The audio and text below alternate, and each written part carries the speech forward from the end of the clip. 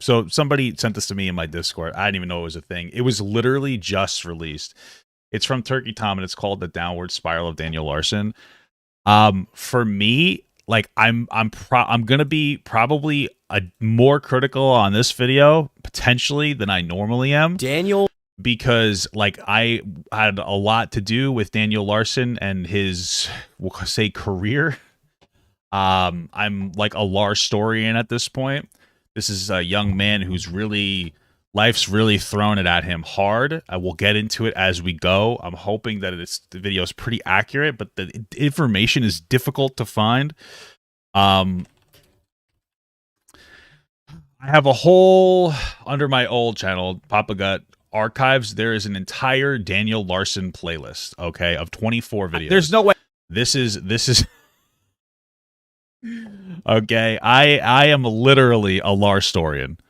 Okay, I don't know what else to tell you. I've helped this guy before when trolls manipulated him into leaving his home and going and being homeless in California. Like, this is how deep this really goes. It's rough. Okay, so let's get this bad boy going. Daniel Larson. It's a name you've probably heard in the past few months, but if I had to guess, you likely don't Hearing it for years, so know who he is. Neither did I. A quick Google search returned images of an unorthodox-looking man, as well as page after page of links to I just TikTok. want to say, like, when we say man, he is technically a man, but he's like 22. People think he's like 30-something. He's like 22, maybe 23 now. At most 24, but he's actually a lot younger than people think. Daniel is someone that, upon first glance, it's not hard to tell that he's somewhat troubled mentally. However, everything Absolutely. I believe he has diagnosed autism, possible diagnosed schizophrenia, and he used to live in a group home until he was kicked out. Part of that is because of his behavioral issues associated with the fact that he thinks he's like this super celebrity, as well as, again, trolls encouraging him to act like kind of a bad person, right? So there's a lot of things here. Like most people, you know, Daniel Larson's a person and he doesn't act perfectly. I'm not going to say that not like that. I'm not going to say that he's completely innocent of everything. But you have an individual, you know, who has autism, who has like who has disabilities, and it's not just that he has it. He has like, he requires support for his disabilities. There are people with autism that don't require support. He's in the system, which means that he has his issues, his mental health issues are worse than somebody else's, okay? Or some other people's. They're not the worst. I've seen people who are much more high support before. Like you guys know, this is part of the new bingo sheet, apparently. Papa Gut Bingo is mentioning my wife as a behavioral specialist for adults with intellectual and developmental disabilities. Right? I've met a lot of people that are very, like you'd say, low functioning, high support needed is probably the better way to say that. But, you know, that's something to keep in mind. has its limits. Not every Hey, thank you so much for the sub, brother. mentally troubled person is created equal. Some of them seek help for their problems, while Wings of Redemption is nowhere near the level of mental health issue that Chris Chan or Daniel Larson are. others find their therapy in flashing random strangers in the park. Case in point, Mr. Daniel Larson, or how he has been nicknamed by his faithful following, Danderson. This one is gonna get funny. What? When did they name him Danderson? I've never heard that before in my entire life. It's gonna get weird, and it's also gonna get pretty dark. Let's go. Okay. So I'm going to talk about my Turn life myself down a and little bit. about what's going on with me and my disability and the mental health system. As revealed in a now deleted video he posted to one of his accounts on TikTok, Daniel was born in 19... So just, I'm going to be explicitly clear, and this is something that people should know. Daniel Larson, it's not known what videos Daniel Larson actually posts to his various accounts versus how many videos he's told to make by his management, which are 15-year-old trolls, that they then take and upload themselves. It's just part of the process that you should understand that there a significant amount of control over his accounts comes from people who pretend to be management for him and manipulate him into doing things. Okay, so just really keep that in mind. Daniel Larson doesn't necessarily upload his own videos. Other people request videos for him to upload, and then they upload. Not all the time. It's difficult to know specifically what he uploads versus what he's told to upload from managers. Okay, 1998, which makes him 23 to 24 right now. In this video, he claims to have been abused by his mother when he was a toddler, which resulted in him being taken away from her by social services. This is also confirmed in an unrelated news segment that's ran on a Denver TV station called KWGN. The segment wasn't on Daniel in particular, but instead on the Tennyson Center for Children, a foster home to which he was relocated when he was put in the custody of his grandmother, Nancy Scheimer. According to the reporter narrating the piece, Nancy moved from California to Denver to be Danny's legal guardian when she caught wind that he was suffering extreme neglect in his parents' home. Danny also claims that before he was even in preschool, he was diagnosed with developmental disabilities, autism, ADHD, and bipolar disorder, diagnoses which he came to eventually question altogether. After a year and a half living in Tennyson, he would go on to live with his grandmother for years. This newsreel was broadcasted in 2012, when Daniel must have been roughly 14 years old. His grandmother says that, though he was difficult to deal with initially, Daniel started behaving a lot better after a while. It certainly shows, as after his first public appearance, Daniel seems to not get himself involved in any trouble at all for years. Presumably, it's during this time that he first pursued his now often mentioned objective of being an actor or singer. However, this peaceful period ends. This starts with his weird kind of obsession with Grace Vanderwall, which is super. I feel bad for the girl. In 2019, when Nancy passed away, which was also confirmed by Daniel himself. After his grandmother's passing, Daniel was briefly sponsored by a man named Bob Proctor, who he recounts meeting at a reading buddy program at the Tennyson Center. Yeah, Bob Proctor, I believe, is the guy that tries to help Daniel, but it comes to a certain point where you can only do so much. It's why I haven't covered Daniel in such a long time, because I just feel like, in all honesty, this video, for instance, is probably going to have a negative impact on Daniel Larson, because it's going to give him more attention, and it's going to make it's going to feed the trolling, which is a big reason why I stopped covering the topic. So but this video here that's been made is obviously much bigger. I'm not saying that he's trying to do anything like that. I'm just saying it's the unfortunate reality. It's a big reason why I haven't covered him in a while, because there's still crazy shit going on. But yeah.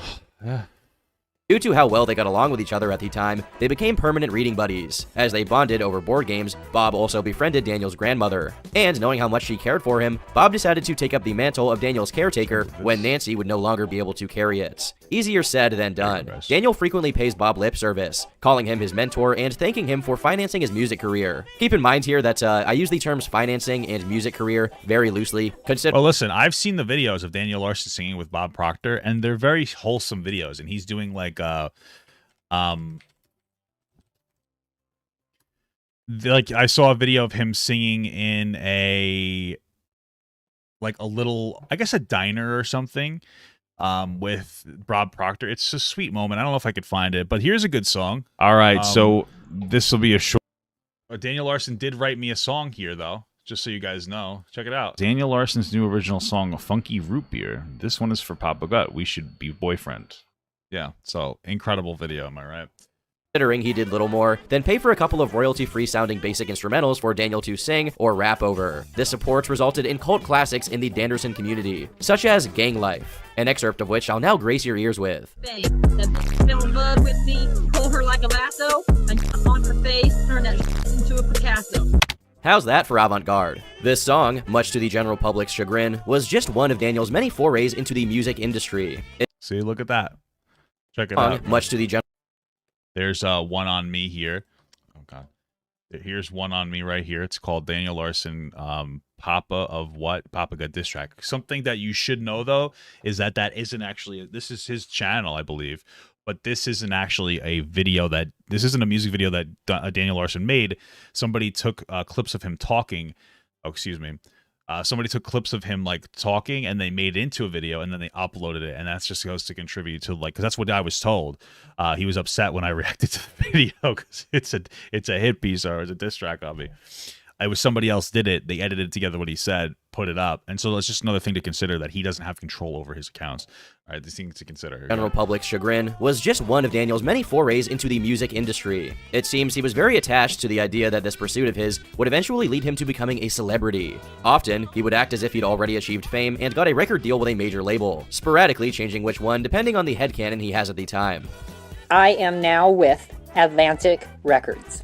This particular part of the odyssey of Daniel Larson began in March 2020, when he began posting on TikTok on an account that no longer exists called @DanielLarsonFans. You might wonder why it's named as if it were a fan account of his. I don't think that was his first one. He's gone through so many. But it's actually par for the course in the Daniel Larson extended universe. During his many different nodes of online presence, there is a common theme, which is Daniel posturing as if he were already an established personality. Initially, his videos consisted of little more than him announcing his interest in becoming an actor and singer. Because of his unorthodox appearance and janky demeanor, people in the comment section began to ironically hype him up, effectively leading him to believe that he had fans. Even though, at this point, his following was very small, the few people egging him on was more than enough to get. So the Daniel Larson fans channel is not the first one. That was after like quite a few, I believe. His original, I think, was just Daniel Larson. It's hard to know because he's constantly getting so many things taken down. So it's like impossible to like really know. But yeah. Get to his head, as on July 14th, he would suggest a run for presidency. The cycle would repeat, guys, as after this, so- people would not only start telling him he had good chances, but often refer to him as Mr. President. 4 days later, he would announce that he That is the meme, the Mr. President meme. But he's already been an established content creator by this was point. working on an album. A few months after that, he believe. formally announced his run for presidency. And it was around this time that his TikTok got really big, as many in the audience saw him as the next Chris Chan or Terry A. Davis. Just a month later, his TikTok hit 1 million views. The comical aspect of Daniel's online presence was reaching its peak as a phenomenon called the fog began happening throughout his TikTok videos. That was the greatest era, though, the fog era, where he just didn't clean his camera, so it was just a fog on the screen. Oh my god, the fucking fog era, bro. Holy moly. What a crazy time. It seems that his front camera began malfunctioning, most likely due to Daniel hitting it in a fit of rage, Maybe that's as he what would it was. eventually become known to do. This made the image look foggy, and because of the meme that began surfacing at the time, wherein people would post cryptic references to a Lovecraftian fog that consumed everything in its path, the comments got flooded with fog references. Of course, Daniel was not technologically savvy enough to understand what happened to his camera, let alone fix it. The fact that everyone was commenting about the fog did not seem to matter very much to him, as the fog kept coming and going in his videos, essentially becoming an unintended running gag. And with that, the cult following he had gathered slowly went from uninvolved spectators to Maybe the Daniel Larson fans one was the first one. I'm pretty sure it's not, because I'm pretty sure when it comes to the Daniel Larson fans account, what ends up happening is that he's not really running it. And so what happens is a bunch of people start they start liking images of children on TikTok, making his likes public, and doing the same thing on his Pinterest. They grab a hold of his Pinterest. They start liking pictures of like little girls. It's so weird. Active trolls, as people began noticing how, due to his mental issues, Daniel was very easy to trick into doing unsavory things. True. He was always very active in his own comment sections, and it seems he hardly ever doubted They like tricked him into taking his pants off on a live stream. Shit's crazy. anything anyone told him. When a comment would show up claiming to be a scout for a record label, soon after, Daniel would start making videos saying he worked for said record label. But that was only the mildest manifestation of this behavior pattern. By convincing Daniel they were his managers, they got him to say he loved CP, which he goes on to clarify is actually about Club Penguin. As time went on, his interactions with people that commented on his post became more and more involved, eventually culminating in a live fan stream where he would elaborate on his plans for his music career. So far, the entire story was well within the realm of normalcy and lightheartedness. However, as situations like these inevitably do, it quickly went south. On the 20th of November, Daniel's Pinterest account was found and leaked. The activity on the account was seriously disturbing. There was a list of pins dubbed girl crushes that included singer Grace Vanderwall and ventriloquist Darcy Lynn Farmer, both of whom were around 16 years old at the time. Yeah, so I believe he was 21 at the time. It's inappropriate, but we were also dealing with somebody with like an intellectual disability. Those were some of the things, like he does have like a weird obsession with those too, which is definitely problematic. If that wasn't disturbing enough, the pictures themselves tended to be from when they were even younger than that. Another board on his Pinterest included a map that listed, And it's very difficult. It's actually incredibly difficult to know what he posted and what other people did, because other people hijacked his account and had were liking things on there. It's something to keep in mind. This is how insanely deep it goes. to the age of consent in each state. After this information got around, Daniel took to his TikTok to acknowledge that the Pinterest was indeed his and apologize. Some people have said that he was coerced in some way to make this apology video by his managers, who we'll get into later. But the most damning Pinterest activities it's hard to tell, but were happening long before Daniel started getting online attention. When Daniel noticed that an apology would not suffice to get people off his back for doing what he'd done, he began claiming that his account was hacked. Due to how believable that was given Daniel's technological illiteracy, some people actually fell for this explanation, and yeah, because people admitted it. I don't think it's like a falling for it, because considering the trend of like people constantly having having access to all these information, It's not really falling for it. It's just the truth, just so you know. Live stream by an account called Roach Records, a group of people that seemed closer than the average follower of Daniel's interrogated him about the Pinterest account. To add insult to injury, these Pinterest leaks helps to recontextualize certain seemingly random videos of little kids Daniel had uploaded to his TikTok and YouTube, along with liked videos of children in vulnerable positions. His excuse was that those accounts were hacked as well after he gave the login information to someone called Fine Dining. Even if Yeah. Yes, that's what's happened. There is a literal troll network of people within like Discords that go out of their way to try to steal Daniel Larson's account and troll the fuck out of him. This isn't just a claim. This is a real thing. This like actually happened. They'll like steal his account and make things look like a lot worse. Like there's weird images of like or a couple of like videos of him like hanging out with like a kid, probably in a group home in some capacity, and they're honestly innocent. They're awkward, but they're pretty innocent. It's not until people have come up with this like, oh, he's a fucking predator, like a pedophile narrative, where like people are like, oh, see, this is a contributor, but like no, by themselves they're really not very problematic. Yeah, it's more than just. Like, it's not just a claim. Like, yeah, people haven't like hacking this dude's account. If that was true for the Pinterest account, which it probably couldn't be, it couldn't explain how someone could hack Daniel into duetting little girls on TikTok, as the people in the live stream point out. This doesn't even come close to addressing the fact that, in another video, he not only admits the boards are his, but Hold on a second. What is he talking about? Duetting little girls. doesn't even hack Daniel into was true for the Pinterest account, which it probably couldn't be. It couldn't explain how someone could hack Daniel into duetting. So, just gonna be explicitly clear here, okay? True for the Pinterest account, which it probably Let me just show you something here. It's a pretty big fuck up. couldn't be. It couldn't explain. Okay, so I just want you to look at this. So this is what the claim that Turkey Tom makes. Explain how someone could hack Daniel into duetting little girls on TikTok. It couldn't explain. You couldn't hack Daniel Larson into duetting little girls. Well, that's a good point. Which Here's it the probably problem with the couldn't point. be. It couldn't explain. Do you see this thing up in the top left here? It's a tag. That is the name of his channel. The only way that you can get this tag is by re-uploading a video. So this isn't actually necessarily a stitch. What's most likely happened here isn't that he duetted a little girl. It's that somebody took a video of Daniel Larson putting a thumbs up, took a video of a little girl, put them next to each other, and then uploaded it as if it was a duet when it's very clearly not a duet. That's why there's a re-upload tag here. This is a tag when you re-upload a video. So, like, this is not an accurate presentation of it. Like, you missed the mark. I mean, I imagine Turkey Tom just probably doesn't know how TikTok works, but this is not what you're saying. He didn't duet this girl. Like I said, people had access. It's very, and now maybe I'm wrong, but I know people have access to his accounts. Maybe he did duet this. What's more likely is that somebody asked him to make a video, putting a thumbs up, and then they edited that and a video of this girl together to make it look like he was doing a duet when he wasn't doing a duet. Because on duets, you're not going to see this pop up. You gotta be really careful, because what Turkey Tom's doing here is setting the stage to call Daniel Larson a pedophile and continuously reinforce this idea.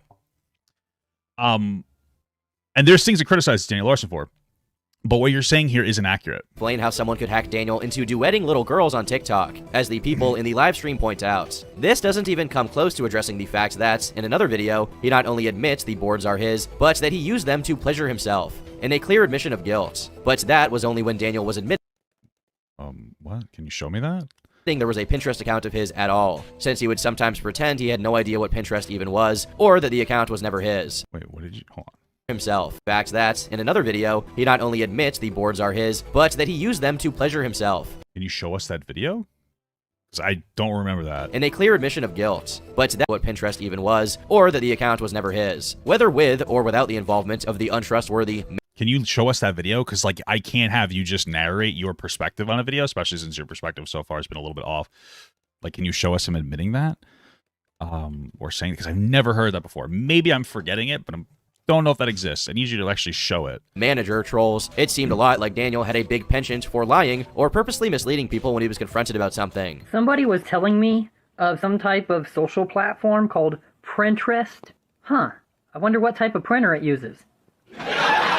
So, a few months go by with more of the usual. Daniel uploading videos that range from him being delusional about being a famous celebrity to doing trick requests. In the few times he did choose to address the allegations, he'd emphatically reiterate that literally everything that incriminated him was fake and a product of his former management. You'd think that, now that he's throwing them under the bus, he'd realize that the managers weren't really managers at all, and were just trolling him. No, I mean, he's somebody with like a pretty deep disabilities, so of course he wouldn't. However, Danderson's naivete gets the best of him, and he closes the video off by saying he is now signed with Interscope and Party House Records, meaning he just swapped his first group of managers for another. He proceeds to lump in anyone who tried to hold him accountable or get him to address the situation, such as Roach Records, with his former management. This meant that, even if there was someone trying to manipulate Daniel into doing bad things, there was no way to figure out who did what. In another video he made to clarify the Pinterest incident, he claims that people were showing up at his doorstep and taking pictures of his house, which may or may not be true considering that, at this point, he was pretty well known and people did know where he lived. In the subreddit dedicated to him, there are multiple posts of people who happen to randomly find Daniel, which means it's probably not a very hard thing to do. One thing he mentions that is verifiably true is that people were making hundreds of dollars worth of pizza orders to his house, since he documented at least one instance of it happening on his TikTok. So there's currently an argument going on downstairs about the pizza deliveries from yesterday.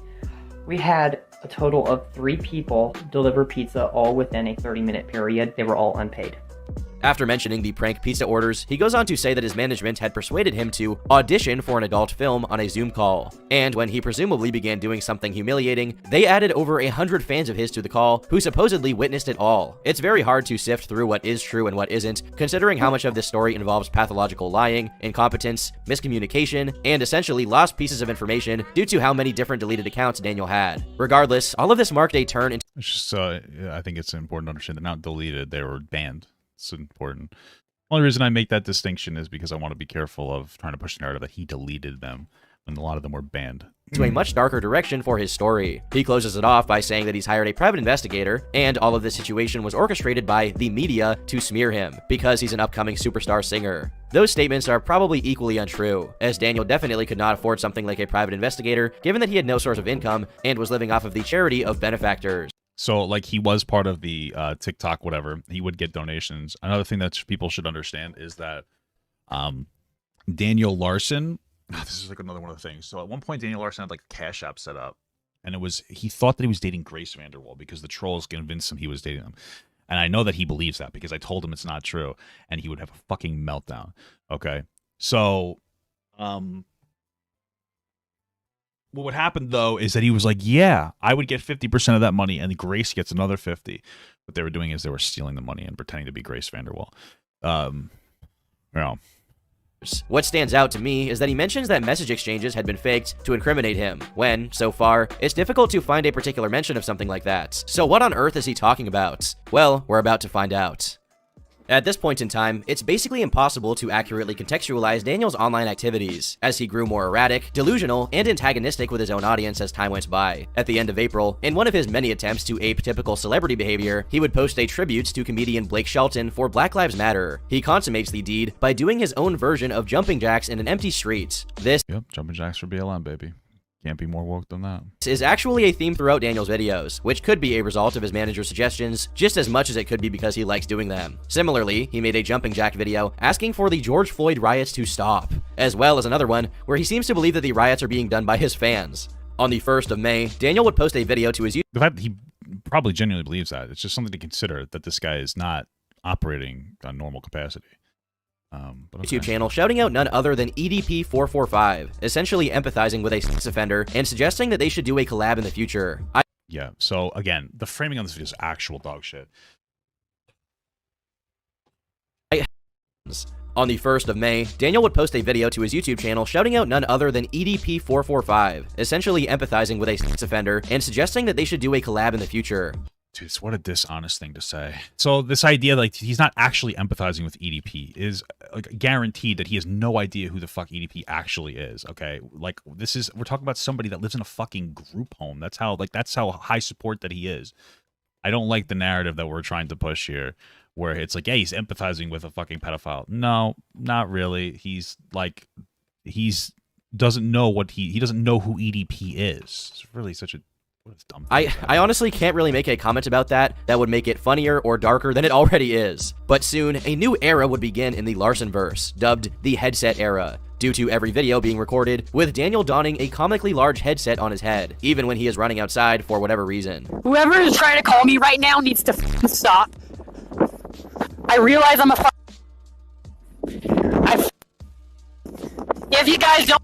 On the same day, he would publish a video called Daniel Larson Supports Transgender Mouth, in which he says, in support of Trans Awareness Month, he is now transgender. It is unknown why he did this, since there is no further reference to this ever again. While his attempts at saving face from the Pinterest account fiasco were still ongoing, a new bombshell was soon to drop, the May 6th incident, as the Larson heads have dubbed it. Despite how ominous the name sounds, it does not do justice to the psychological trauma inflicted by it. On that date, Daniel releases his first live concert on TikTok, consisting of him playing music in his headset, which is completely inaudible to the watchers, and singing alone outdoors. So far, it seems like run-of-the-mill content for Daniel. Later that same day, however, he announced that he was planning to quit TikTok, but not before doing a live stream where he would audition for an adult film. This instantly set off an alarm among his followers, because he had previously spoken about being manipulated into doing exactly the same thing by his former managers. Everyone saw what was coming next, yet Yeah, they told him that it was going to be an audition for like an adult work when he had to do it on a live stream. You know? could not help themselves from looking at it nonetheless. The live stream began, and people began joining it en masse and wait for their expectations to be fulfilled. Like clockwork, as soon as enough people were watching, Daniel would pull his pants down and expose himself to the camera, until his live stream was shut down and his account got permanently banned. Just a few hours later, he would resurface in another account claiming, once again, that he'd gotten hacked, as if that explained or justified anything at all. Hello everyone, this is my new.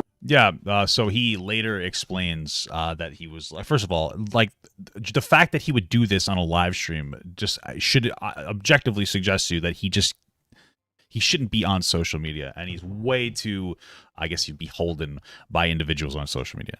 This guy's out of his fucking mind, okay? Yeah, he was told that he would get a record deal if he showed his fucking penis. Like, this is somebody, like, if you've interacted with Daniel and you've, like, seen him and, like, seen how he talks and interact, you know, like, he's not just trying to flash an audience of people. He actually thinks that he was, like, going on to, like, I think at one point he thought he was going to be on Pornhub. Like, the guy is just needs to be left alone. And we're going through another Christian where people are, like, relentlessly bullying somebody. And they're not perfect. I'm not saying that there aren't things that Daniel's done that are, like, bad. There are.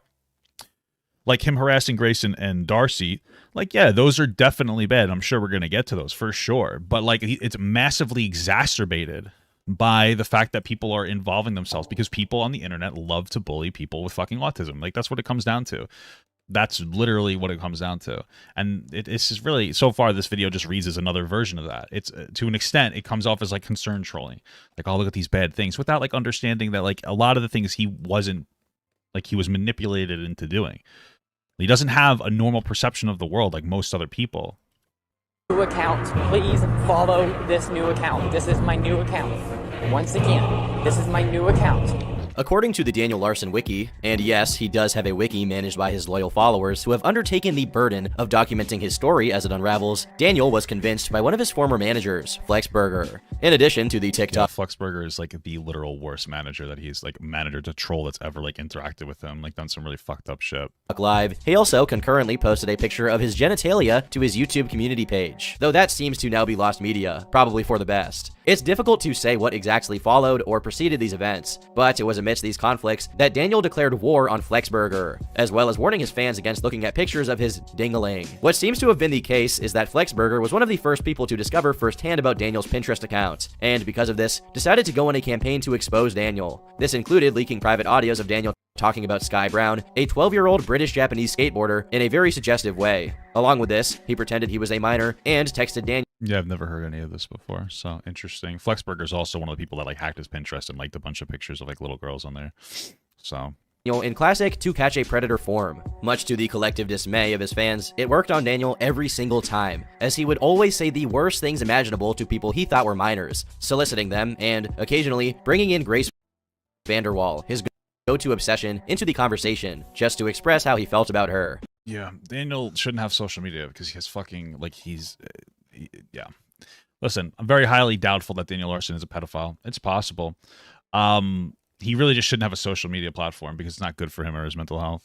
This was what Daniel was talking about when he mentioned the text messages. Daniel addressed all of this by announcing a lockdown and expressing all of his anger towards Flex, while saying that he would set the FBI on him. And hey, I guess you can do what you want when you're the president. What's surprising is that, even after this, Flexburger still managed to successfully pretend his way back into Daniel's good graces as Josh, an Interscope manager. It was under the Josh guise that he caused the May 6th incident. If it weren't enough, just a single day later, while everyone was still reeling from it, Daniel would go on another TikTok livestream on his new account and expose himself again. Now, not only did this bring a lot of attention to Daniel, but it also put a lot of things into context. Eventually, people put 2 and 2 together and connected the allegations with a bunch of other very incriminating clips. Examples of these include Daniel pledging to legalize child molestation when he was president, saying he repents for whacking it to pictures of children, and Grace Vanderwall, as well as apologizing for having 500 megabytes of CP. So yeah, I'm pretty sure he doesn't have 500 megabytes of child porn. If you don't think that people were just making him say these things, you're out of your fucking mind.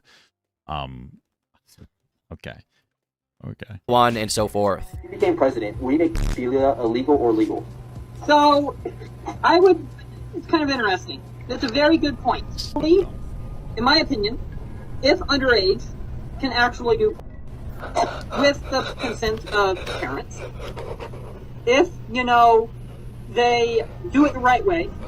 A lot of people had chalked these up to him being Obviously, that's fucking dumb as shit. That's the dumbest thing that I've ever heard in my life. Again, talking about somebody who's really not all there and really just shouldn't have a social media presence at all because it's not good for him or really anybody else around him. Because frankly, even with him being trolled, like his whole Daniel Larson, like Darcy and Grace Vanderwall thing, like he still harasses him on social media to a point where he's like, oh, this is my girlfriend in some capacity. And like, I think that one of the reasons Grace Vanderwall left TikTok is because of how crazy it was. Honestly, because if you look at her post, and I don't think that she's posted in quite some time, they're full of, like her latest post was from 7/22/14. What does Daniel Larson think about this?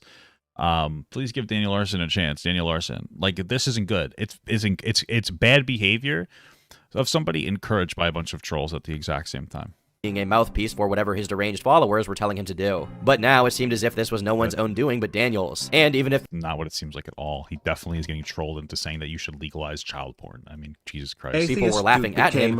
Oh, thank you for the that happened like an hour ago, but thank you. I don't know why I just announced now. To Daniel, it may not have been a joke at all. In another TikTok from just a little before the incident, Daniel claims he was spoken to by his parole officer about him potentially going to jail over something he'd done. Hello, Yeah, this is Daniel. That was probably the best arc for him. He was like off social media for a while because of that. Because I forgot exactly what he did. Larson. I just got in trouble with my probation officer for not following the probation rules. Unfortunately, there was a miscommunication. He said if it happens anymore, I will go to jail. Though he never specifies what it was over, people connected this to a period of 3 weeks during which he was absent. Despite giving a bunch of different, conflicting reasons to explain this absence, most likely it was due to his PO catching wind of his first adult movie audition, since, as he himself says, the people that were put into the Zoom call with him while he was doing it included at least a few children. From this point onwards, the amount of accounts that get created, hacked, or allegedly hacked, and then deleted is simply— Yes, you're right. He might have been still texting people who thought were underage. So, I just need you to understand something. This is something you really need to understand, okay? People that are high support needed, that are in the system, these are individuals that many times don't even have the ability to consent themselves because they have literal childlike brains. If he had harmed a child, that would absolutely be a problem, obviously. We're not talking about somebody like you or me who has a pretty solid perception of the world. We're talking about somebody with intellectual and developmental disabilities that have a profound impact on his life to the point where he lives within the system, the mental health care system, in a group home. We're not talking about me or you. A 22-year-old talking to a 14-year-old that doesn't have a disability is not the same as somebody that's 22 that does have a disability. It's two significantly different things. It's not a good thing. But the lack of understanding from a lot of young people like yourself, as well as Turkey Tom making this video, of people with intellectual and developmental disabilities that are high support needed, because I'm sure they have friends with autism, but people who are high support needed. A fundamental lack of understanding of that, we're putting the prescriptions of our world, like of us, onto Daniel Larson, who like operates differently. He shouldn't have social media access, and he should be like beheld. Like, I mean, frankly, he probably needs more support, but he's kind of fucked. I think at this point he's like homeless. I don't even remember what's going on with him. At this point, he's a lost fucking cause. It's unfortunate, but it's such a different thing. It is so profoundly different. I don't even know how to explain it to you at this point. It's questionable whether Daniel Larson is even deemed consenting by the state, because that's an actual thing for people with disabilities. He may not even be able to actually have sex. I mean, this is a real thing that people should understand. Like, he probably, I mean, I don't know, it's speculative, but he probably doesn't even have consent. Like, he's probably not even deemed consenting by the state. This shit goes deep, man. It's a real thing that people like really have to understand. Too great for me to go over each and every one of them, so I'll be focusing more on the general events. On May 11th, Danderson goes on another live stream, but this time, he's having a meeting with the therapist appointed to work his case. Some interpreted this as a good sign that Daniel was seeking treatment for his many issues. This is immediately shot down by the fact that the entire live stream was recorded without the therapist's knowledge. Not only that, but it's safe to say that the only reason it was being broadcasted in the first place was so that Daniel could show people he was talking to a therapist. Probably not. This is probably because, again, people trolled him into telling him it would be a good idea if you put it up there. To make matters worse, he repeatedly told her he'd gotten 40 million views, which was a blatant lie to make her think that he was famous. In the Daniel Larson story, on TikTok, he might have actually gotten, there probably was, I think at the time there was 40 million views under the Daniel Larson tag. Probably why he said that. Any sign of improvement is certain to be a mirage. Around this same time was when possibly the most infamous of Daniel's pathologies would become completely unbridled, as he would stop suppressing his extremely unhealthy obsession with Grace VanderWaal and just started being public about it all the time, beginning on May 12th with a seemingly benign, though obviously false declaration that he and Grace had some kind of collab in the works that would be coming out soon. This quickly escalated to him telling random strangers on the street that he is dating her, to him recording multiple videos moaning and whispering in a suggestive way. Yeah, I remember this video. Like, yes, it was like, again, you have to understand, because it's still gross, but this is him getting trolled by his managers into doing this. He legitimately thinks that he's dating Grace VanderWaal. Like, that's how much Daniel Larson lacks the ability to perceive the world. Somebody made a fake, like, there's like two girls who were trolling him and pretending to be Grace VanderWaal and like messaging him with voice messages so that he would think that it was Grace VanderWaal. He's convinced. He's gone fucking ballistic on me before when I say like he's not actually dating Grace VanderWaal, and he gets really upset. Like he's not all there in any capacity. It's just the truth, man. It's so fucked. I just don't like this video because it's a dunk on an autistic fucking person. Like, content like this, like Christian content, like, just really keep in mind that when it comes to Christian, because they're not innocent at all. I mean, they fucking raped their mom. But if you don't think that one of the reasons that Christian raped his mother or their mother was because of the trolls for 10 plus years, trolling them into thinking that they had he had girlfriend, or they had girlfriends and friends and whatnot, and every single time it turned out to be a troll, to the point where they stole like his fucking PlayStation account or whatever, and then forced him to shove his medallion up his asshole and shit on it.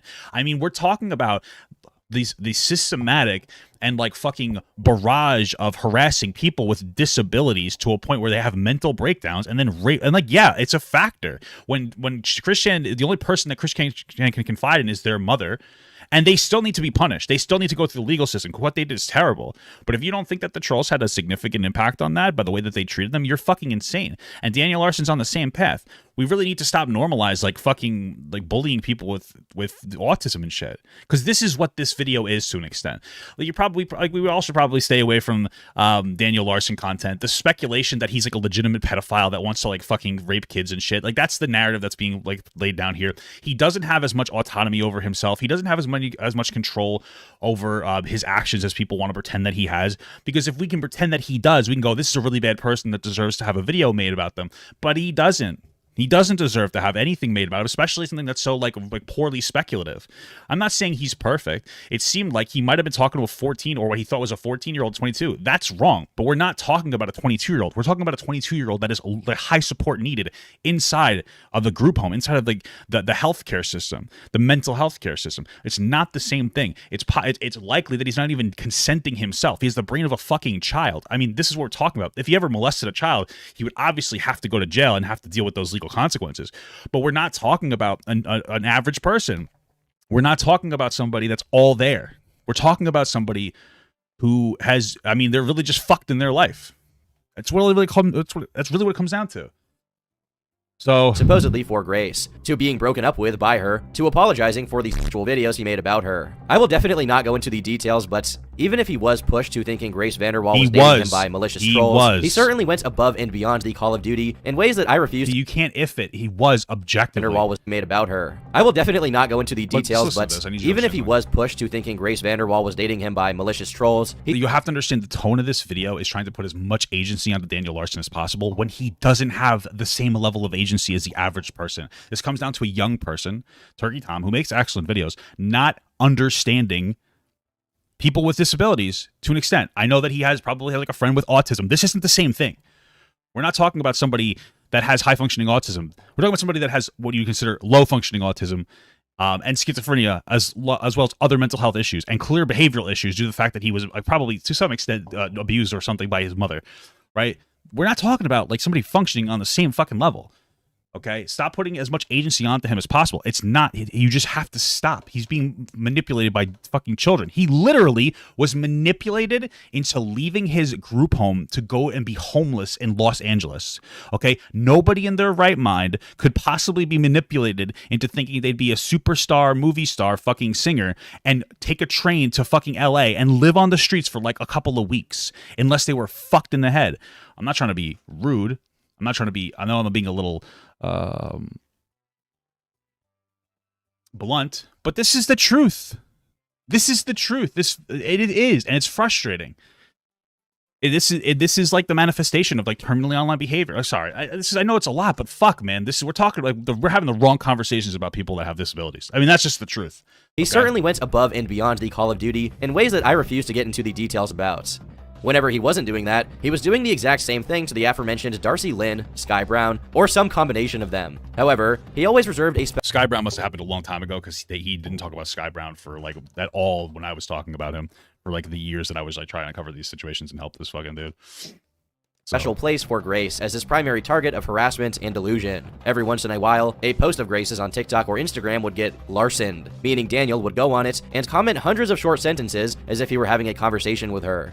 Yeah, he does the same thing. He did the same thing to me. I just had to block him from my channel. Like, yeah, he's not all there. No, he's not a lot more aware than he puts on. Stop. You need to just shut the fuck up.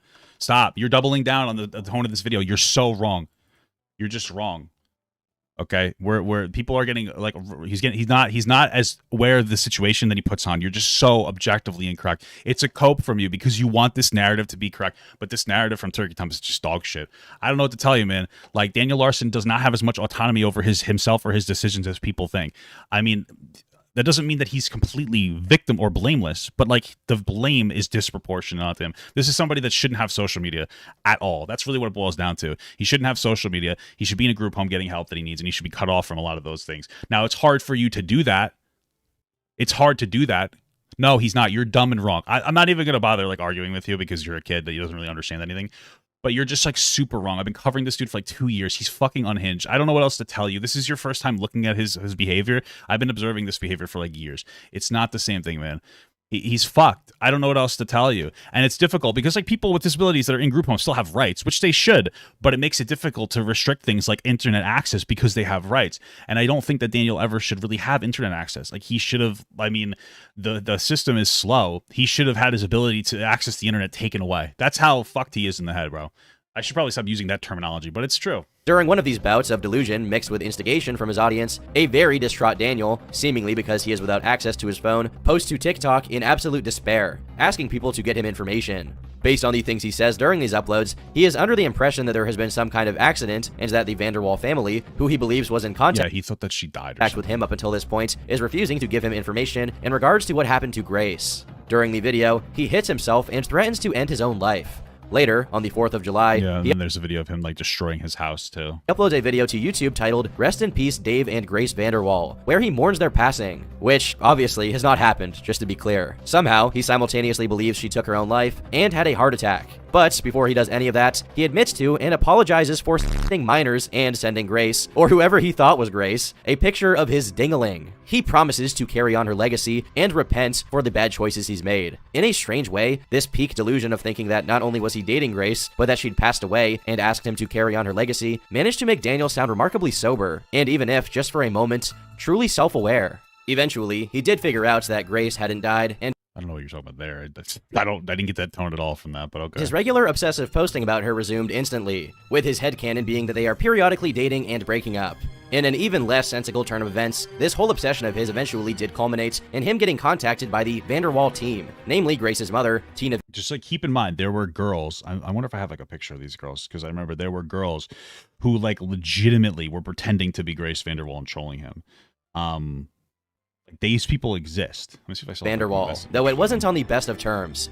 Stop saying my daughter's name. Stop saying you are in a relationship with her. You are scaring her and our family. Everything you have said and done has been in your own mind. You need to access some mental health support and stop harassing my daughter. I have contacted the authorities and will continue to press the issue if you don't stop making disturbing videos. Your followers have harassed my daughter long enough.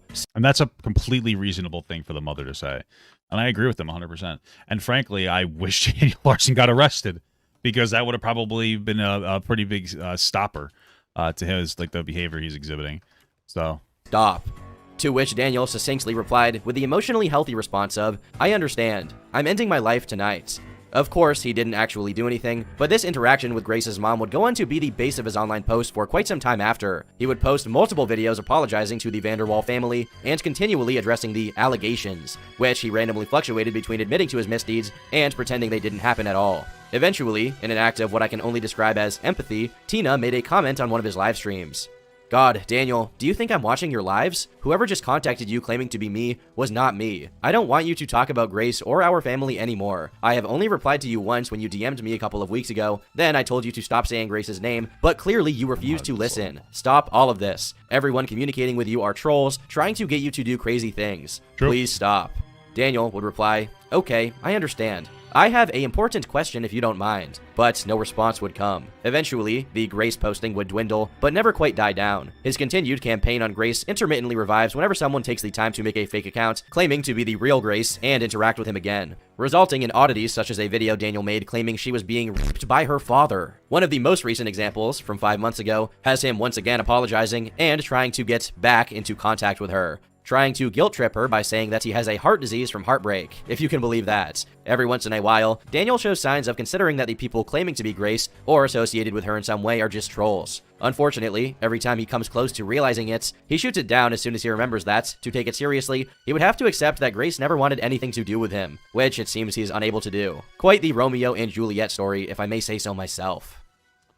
The same month as the peak of the Grace fiasco happened, July of 2021, Daniel would upload his first completely original song, Roaring Thunder, though it would take a while longer for it to be properly published. 1 month later, in August, Daniel manages to somehow perform it in front of an audience, even though it was See, this was actually a really sweet moment. I remember watching that. pretty empty. The fact that he actually got to do an in-person concert is very impressive for a guy as troubled as Daniel. Maybe you've heard the saying, for every dark cloud, there's a silver lining. When it comes to Daniel Larson, it's exactly backwards, as every glimmer of hope or wholesomeness is immediately followed by another crushing example of just how demented this guy is. On the same day as the concert, he uploads a 3-minute video of an altercation he was having with one of his caretakers, Joe. Yeah, that was really shitty what he did to his caretaker. And again, like, yeah, this is one of the examples of, like, Daniel Larson. He thinks that, like, he's so much better than he is because, like, he's getting gassed up by fucking idiots on the internet into thinking that, like, he's this incredible, like, fucking prolific star. Yeah, it's definitely problematic. It's something to criticize him for. I wish he would lose access to his cell phone, because that's really what needs to happen here. That's really what it boils down to. The dude needs to stop having access to his his phone, realistically speaking. Jonas. It seems from the video that this fight happened because Jonas was trying to take his phone away for whatever reason, which honestly is highly justifiable considering the stuff Daniel was doing on it. It is, but it's also a human rights violation to try to take away Daniel Larson's phone from him. Just so you know, so like that, technically he was acting like incorrectly. I still understand like why you would want to take away his phone, but it is still a human rights violation. to take away his phone from him or like use any type of physical force like that, just so you guys know.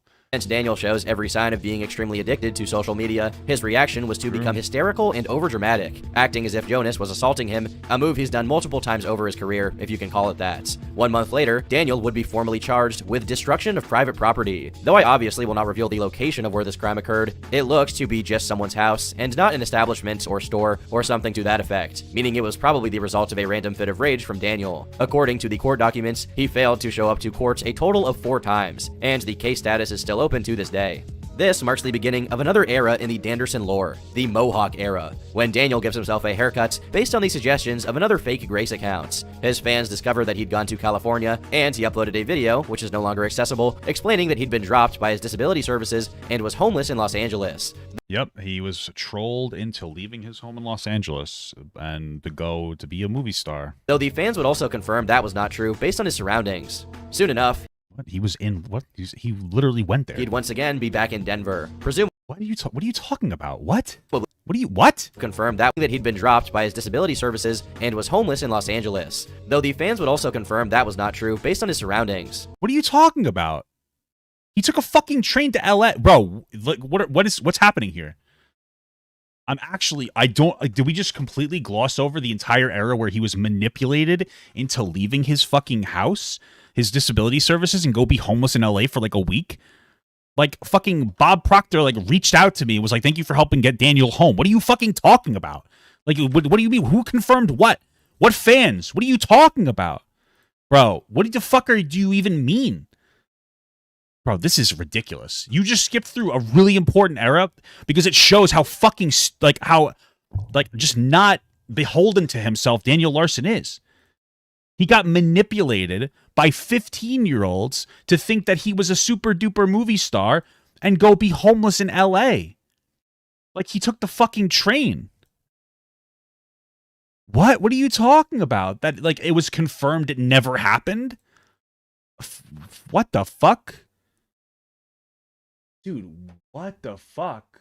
I can't believe we just walked past an entire thing.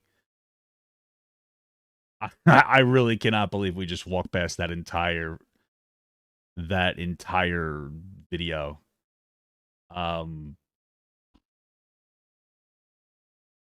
Okay. Jesus Christ. Soon enough, he'd once again be back in Denver, presumably because his caseworker discovered he'd gone to California by himself and took him back. Wait, what? Sorry. For accessible, explaining that he'd been dropped by his disability services and was homeless in Los Angeles. Though the fans would also confirm that was not true based on his surroundings. Soon enough, he'd once again be back in Denver, presumably because his caseworker discovered he'd gone to California by himself and took him back. Are you trying to say he didn't make it to LA, but he was in California? Because it suggests to me that you think that he never went to California at all. And then you acknowledge that the caseworker found out. It was like Bob Proctor that found out. What? Oh, okay. As a consequence of his issues with the disability service that was hosting him up until this point, he gets transferred to St. Francis Mental Hospital in Colorado Springs. Due to the less eventful than average nature of this period, very little of it has been archived and preserved. A few highlights that remain are Daniel declaring his hatred for the police, followed by the usual jumping jacks routine, possibly because his CEO gave I don't even think I had, for some reason, this doesn't seem to be in the playlist that I'm going to add it to it now, but this is the entire like video of me going through talking about how Daniel Larson was trolled into being homeless. I believe at the time I didn't really like covering Daniel Larson anymore because I realized it had like a negative impact, but this one was like very important. Like this documents the entire thing. It's such an important thing. Like I just feel like we glossed over a massive part of the story, which it shows just how truly shows how this guy he just doesn't have like fucking autonomy over his own actions. He doesn't know what he's doing. If you can get controlled into doing this, we really skipped over that. Okay, cool. Gave him a hard time about him leaving the States. Daniel went through a police hate arc, uploading. He might not have made it to LA, but he definitely went. He definitely did this thing. Jesus Christ, this fucking video is something else. Other videos saying he hates the police, one of them in which he attempts to twerk while seemingly having an erection. You could not make this up, truly. Concurrent with these uploads, he also makes the claim that his situation with one of his managers is being monitored by the police with assistance from none other than Mr. Adolf himself. You know, I was really wondering when he'd get brought into this story. There is a very strong tinge of paranoia during this era, with Daniel occasionally saying that Tony Soprano is outside of his house trying to kill him, and that he's being persecuted by I'm not surprised I was intentionally left out of this video, because if you included me, then you'd have to include all the fucking mountain of context that I was able to provide to this situation. So, interesting. And this is Daniel saying it, not me.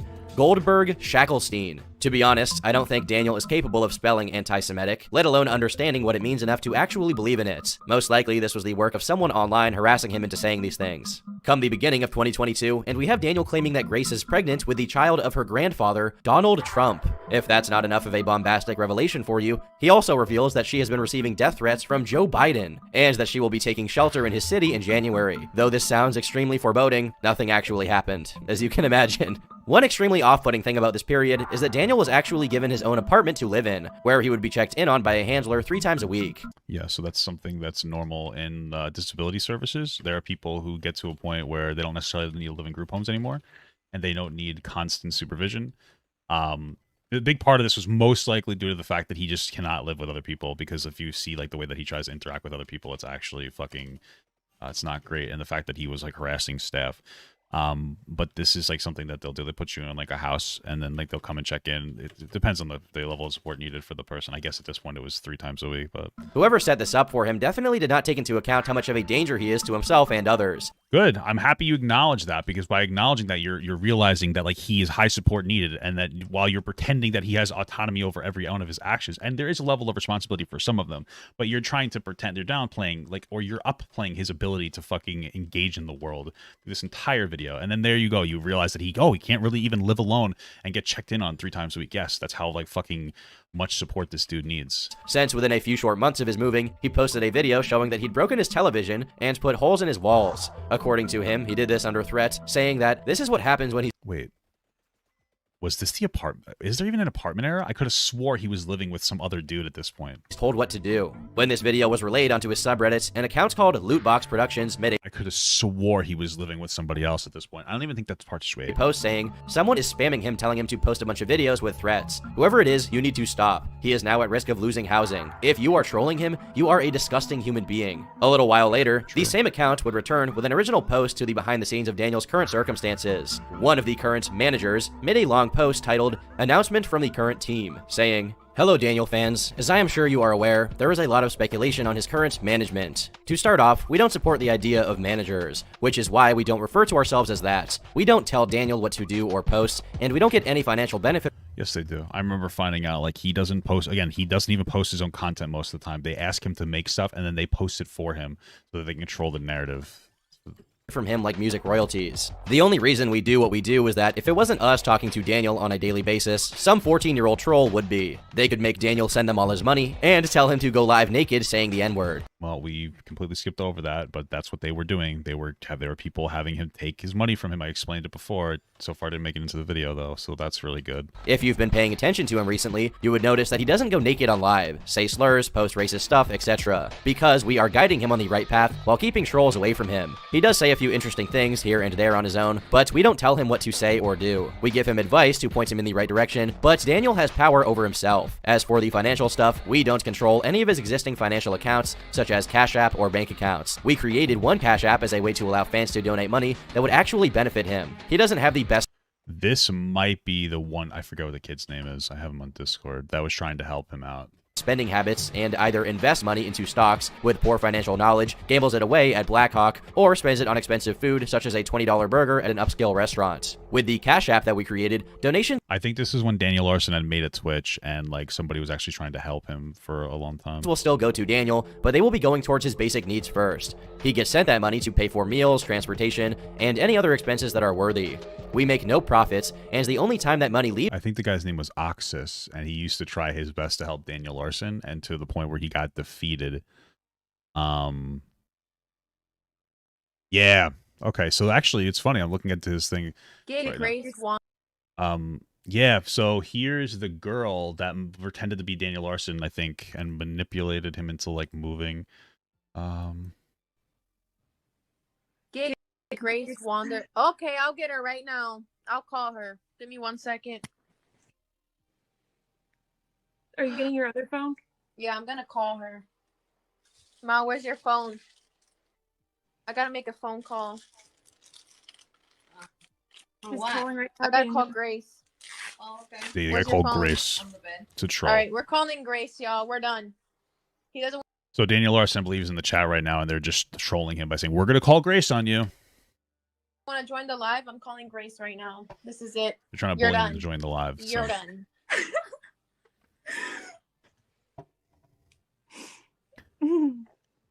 All right, we're dialing it right now. All right, where's it at? Austin. I'll rate it 9 out of 10. Yeah, I truly hope that these two get caught and they end up losing their ability to work in the healthcare field for the rest of their entire lives, because what they're doing to this fucking Daniel Larson is disgusting. And that absolutely is what happens if they get caught. You get reported to the Justice Department, you're fucked out of a lot of career opportunities. Just want you to know that.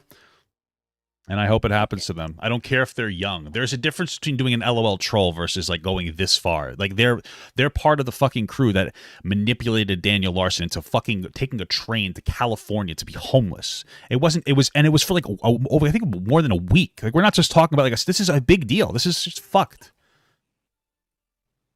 You have 5 minutes. All right, let me call her. I have 5 minutes. All right, I'm calling her right now. I can barely see your picture, but I'll give it a 9 out of 10 as well, just because I can't see Guys, it. I'm ringing her.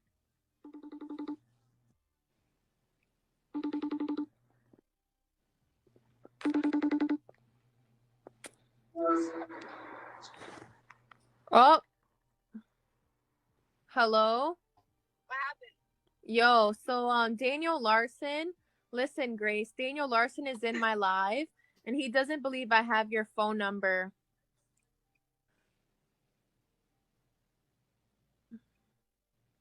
Hello?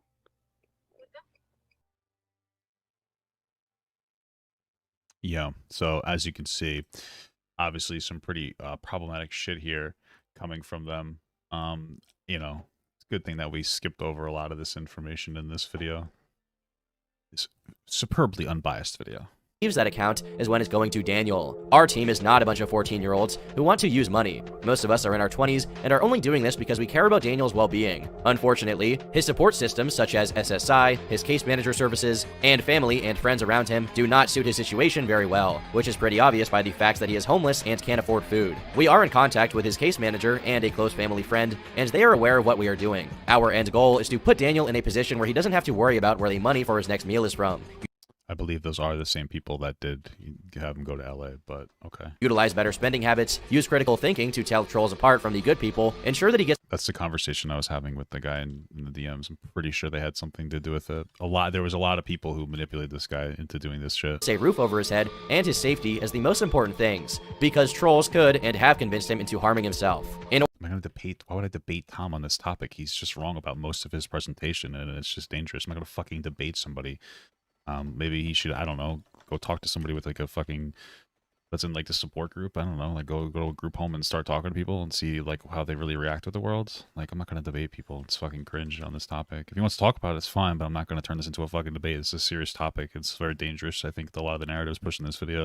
In order to meet those goals, we do plan on helping Daniel establish some more diverse ways of making money, such as possibly setting up a merchandise store, other donation apps, stable investments, etc. If you have any questions, feel free to ask them. Here, they make reference to Daniel saying the N-word, which I've neglected to mention up until this point. Though Yeah, he said it quite a few times. there are a multitude of cases of Daniel being manipulated by trolls into doing things he shouldn't, his extensive use of the N-word seems to come from his own volition, since during the Mohawk era, when someone tries the age-old technique of first name Nick, last name Gurr on him, he points it out and says he won't fall for it, proceeding to boldly say it anyway, a la Terry Davis. Regardless of this little caveat, not only did the post seem truthful, but the general reaction to it was extremely positive, as at this point, people have developed a positive parasocial relationship with Daniel, actually wishing him to succeed, whatever that word means at this point. The empathy reached to a boiling point when people discovered that Daniel had indeed lost housing because of his antics, as more videos of the holes in his walls surfaced. Parallel to all of this cacophony of events, Daniel sends a message to Quandale Dingle. This is a message to Quandale Dingle. Please stop messaging me. Go to hell. I'm honestly unsure of what Mr. Dingle did to warrant this kind of treatment, but I'm sure he deserved it as Daniel is known for his fairness. A while after the dust settles, Daniel It was just somebody trolling him into thinking that somebody named Quandale Dingle was after him. That's all it comes down to. Daniel is charged yet again with a crime, this time dine and dashing a Hard Rock Cafe, a case which is still open to this day, probably for the same reasons as the last one. Apparently, this is just one of many cases of Daniel doing this, either showing the restaurant's tab on livestream in hopes of someone paying for it, or promising that Bob Proctor would pay for it. Most restaurants, in a mix of generosity and pity, took notice that Daniel wasn't exactly a normal person, and preferred to let him off without a criminal charge, instead just banning him from the premises permanently. On the 15th of May, after the brief period of Daniel voluntarily becoming homeless, something unprecedented. Yeah, again, I wouldn't say voluntarily. He did voluntarily do it after he was manipulated to think he'd be a fucking superstar. I don't like the narrative of this video. It occurs. Okay. He decided to run the Denver Colfax Marathon with actual video of him doing it, and he finished second to last because he jogged the whole way through while live streaming. It's good to know he at least remained active during his homelessness. In an old Twitter account of his, he'd already claimed to have won in Special Olympic swimming, so him being minimally athletic isn't a complete surprise. Just a week later, Daniel posted a video of an altercation of his with an unknown man. In the video, yeah, he goes on the stoop to like charge his phone, and then like he ends up calling, like the guy's like, "Get off my property," and then he calls the guy the N-word or something. We learned that Danderson was trespassing on his private property, sitting around in his patio and charging his phone on an outlet. When the man becomes confrontational, our most eloquent and diplomatic Mr. President ranges from being completely silent and uncooperative to calling this guy the N-word. Does it get any better than that? Yeah, I think there's another instance where he like breaks into somebody's car to charge his phone or something, and then they ended up like hitting him. And like, listen, it's unfortunate, but like obviously I don't blame them for the what they're doing to Daniel Larson. You know, they should probably call the police. It's very clear you can't necessarily identify what's going on here. But like, you know, that's the fucked up part about it. It'd be really nice if he wasn't fucking manipulated into losing his disability services, though. During his time as a homeless raving madman, Daniel used his case manager at the time, Andrew, as the scapegoat for all of his problems. This included pretending to have entered a coma in order to get sympathy from people online over his disagreements with Andrew, accusing him of stealing over $3,000 from Daniel's teeming music career, and threatening to initiate a lawsuit against him and other managers, just to name a few. Meanwhile, Daniel speaks at a Roe v. Wade reversal protest because they made the terrible mistake of making it an open mic. Yep, and that's where he goes and talks about how he was manipulated to fucking showing his penis. It was very inappropriate what he did. It was fucking something else. Over the few minutes his speech lasted, he commented on the times he got naked online and his obsession with Grace Vanderwall. Having they had to take the mic from him. Realized their major screw-up, an organizer stepped in and stopped Daniel from going into details about his career as a professional adult film actor. This speech, though brief, resulted in some pretty golden quotes, such as, "Because of my autism, my grandmother passed away of cancer." If you are wondering where Daniel stands on the issue of abortion, which you should be considering he is the President of the United States as we speak, his honest opinion is, "Thank you for your support." Around the same time, Daniel did a video and a live stream with TikToker and YouTuber Brinks, which brought a significant amount of attention to Daniel. If you think this guy's such like an actual active like pedophile or something, or like a bad person with agency over himself, then like why do you find the memes funny so much? Like I don't really get it. You'd think that like, I don't know, but like you're memeing it up here. I don't know. I just don't think that the whole tone of the video is particularly good. I think it's like very lazy. It's easy to dunk on somebody like Daniel Larson, especially in the community of like young people who have no fucking idea about anything when it comes to issues like this.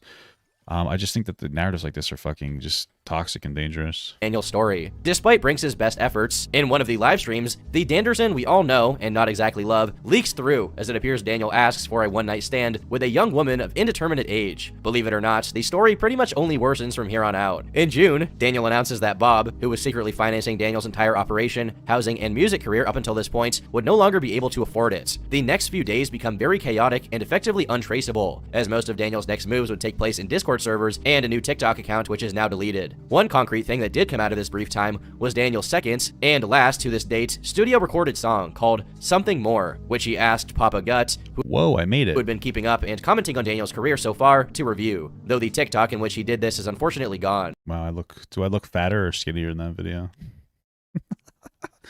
You got the classic tit angle, I'll tell you that much. You got it in there.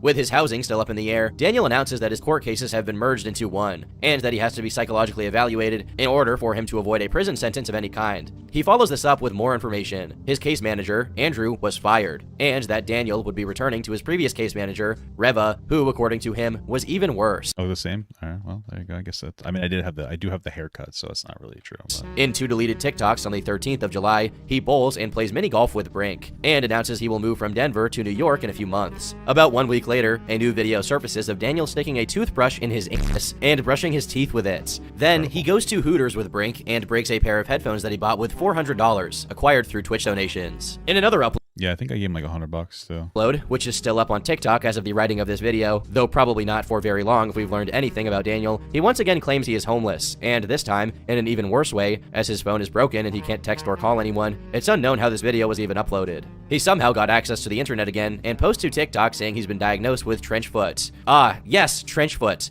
the condition soldiers from the First World War got from spending months walking around in subterranean mud. I wouldn't doubt it. Daniel has that. A while passes, and Daniel is seen live streaming while gambling at a casino. There is absolutely no rhyme or reason for this man being let into a casino. How does he even have money to gamble? He's I guess Twitch donations and shit. literally homeless. It seems as if things were coming to a head, and they were getting really intense and dangerous for Daniel. Fortunately, or unfortunately, depending on how you look at it, even the best of stories have to come to an end. On December 10th, 2022, Daniel went live on TikTok while he spoke to Bob Proctor in his car, and they were definitely having an altercation of some sort. Was it Bob Proctor in the car? Because I've tuned out mostly to a lot of this. I remember the car thing. I didn't realize. Was it actually Bob Proctor? Though what it was over is hard to understand clearly. Because doesn't he hit him? As Daniel is screaming that the motel was trying to kill him. In the clips we have of it, Daniel is hitting himself as he is known to do, while Oh, I guess he was hitting himself. Yeah, I mostly tuned out by this point because, like, I mean, I didn't think that any of the coverage of him was productive anymore. It was just giving the trolls attention and more motivation to continuously do shit like this. accusing Bob of hitting him and breaking his arm as Bob begs him to leave his car.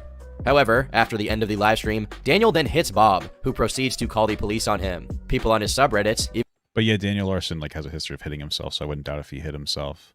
even his diehard fans, were finding it very hard to sympathize with him after this, as Bob was one of the few people who had never done Daniel wrong. And here we clearly saw Daniel gaslighting and terrorizing this innocent old man. Immediately following the incident, Bob buys Daniel a ticket to California, presumably due to the 5150 laws in the state. During his time in California, he is cited at a strip club. Ox, the person who was managing Daniel's online presence, Yeah, Oxus, I believe it is.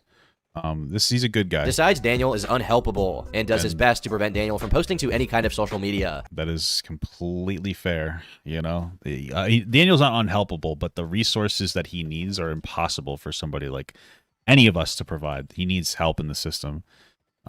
He really needs to be. I mean, like realistically, what Daniel needs is he needs to be affirmatively deemed non-consenting, and to be like maintained in a group home where he doesn't really have agency over himself. Excuse me, sorry. Because that's how fucked he is, man. It's so bad. Though there are still new happenings in the Larson-verse pretty much on the daily, people have largely given up on the notion that something will redeem him. It certainly does not help him that, to this day, I don't think he needs to be redeemed. He needs to be off of the internet. there are new examples coming out of Daniel doing things that range from creepy. Him being in a video with like a little girl doesn't make it creepy. It makes it creepy if you think that he's like an active pedophile, but okay. To outright disturbing and illegal to minors online. How this story will end. Sure, I wish he'd get fucking arrested. I honestly do, because then he would be in the system in a much more like meaningful capacity. Only time will tell. Hopefully, he does get put in some institution permanently, as it seems he won't be doing any of us, or himself, any good on the outside. I've been Turkey Tom. This has been the story of Daniel Larson, and until next time, leave me alone. Well, I'll say it was more comprehensive than most other stories of Daniel Larson. I mean, better than Tuv's. Tuv really got it wrong. Called him like 30, but yeah, man, listen, I know that I even said before I started I was going to get more worked up because I already knew that I was. I knew there was going to be like a good amount of like misinformation. The tone of this video tries to put more agency on Daniel than he really actually has. He's a deeply disturbed young man, frankly, who just has no business being on social media. Very clearly has no agent or doesn't have enough agency over himself to make reasonable choices and does very inappropriate things. I wouldn't doubt that he was texting or sexting people who he thought was 14 at like 21 or 22 years old. It's incredibly inappropriate, but we're not talking about somebody like you or me that are operating on an even playing field. We're talking about somebody who's like in the system that's most likely not even deemed consenting. Who's just been constantly and deeply trolled. And it's hard to tell where the trolling starts and stops, right? He does do things for attention, absolutely. You know, like go on live stream. He probably thinks it's funny to go on live stream and get naked because his managers told him to, and that it would be good for his career. I mean, he's unhinged. I don't like that this video completely glossed over the entire narrative that's been proven that he was manipulated into going homeless and going to like California to try to be a movie star. I think that really well, like that does an incredible job of demonstrating just how unhinged Daniel is and how he really just can't make his own decisions. The video overall is disappointing.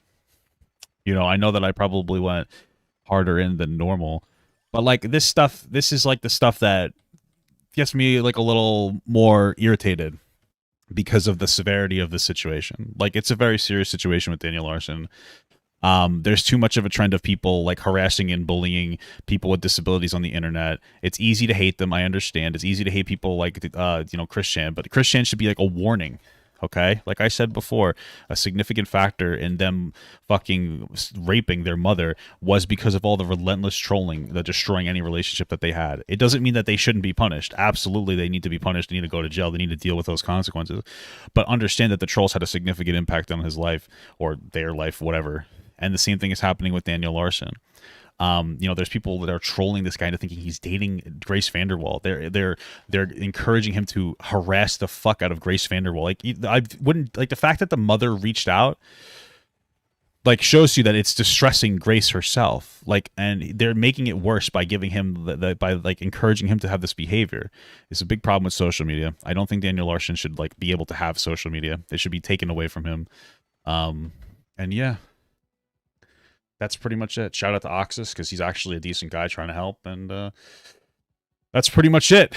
I want Papa Gut to pee on my face, but just as a friend. There's nothing weird about that. I want him to pee on my face.